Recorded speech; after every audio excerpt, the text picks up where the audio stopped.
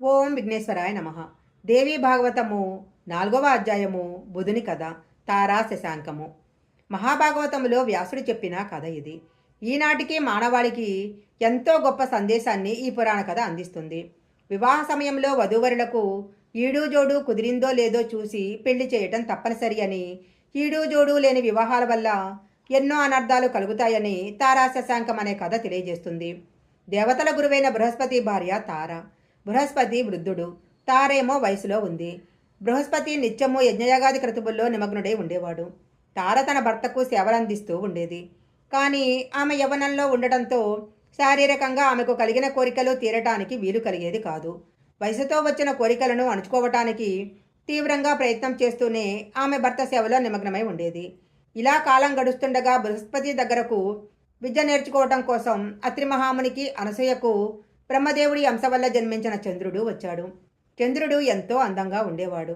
నవమోహనాకారుడు, సుందరుడు అయిన చంద్రుడిని చూసి తార మోహంతో వివసురాలైంది. ఎంతో కాలంగా తీరకుండా ఉన్న కోరికలు తీర్చుకోవటానికి తార చంద్రుడికి దగ్గరైంది. బృహస్పతి తరచూ యజ్ఞయాగాల కోసం దేశాంతరాలకు వెళ్లటము వీరికి వీలు కలిగించింది. ఇదిలా ఉండగా తార గర్భవతి అయింది. అప్పుడు చంద్రుడు తారను తన వెంట తీసుకుని వెళ్ళిపోయాడు. తిరిగి వచ్చిన బృహస్పతి విషయం తెలుసుకొని తన భార్యను తనకివ్వమని చంద్రుడిని అడిగాడు.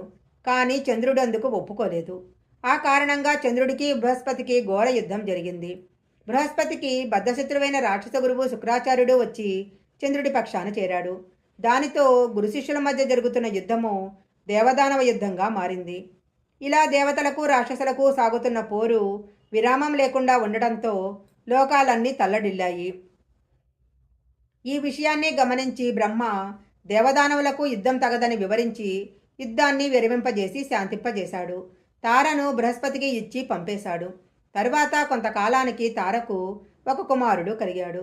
అప్పుడు మళ్ళీ చంద్రుడు వెళ్ళి ఆ కుమారుడు తనవాడేనని తనకు అప్పగించమని కోరాడు. ఆ సమయంలో బ్రహ్మ ఋషులు వచ్చి తారనే స్వయంగా అడిగి ఆమెకు పుట్టిన బాలుడు చంద్రుడి కుమారుడేనని తార వల్ల తెలుసుకొని ఆ శిశువుని చంద్రుడికి అప్పగించారు. ఆ చంద్రుడి కుమారుడే బుధుడు. అందంలో చంద్రుడిలాగా, బుద్ధిలో బృహస్పతిలాగా బాసిల్లే బుధుడు నవగ్రహాలలో ఒకడయ్యాడు. ఈ బుధుడు నిత్య యవ్వనుడు. ఓం నమో నారాయణాయ నమః. దేవీ భాగవతము 4వ అధ్యాయం సంపూర్ణం.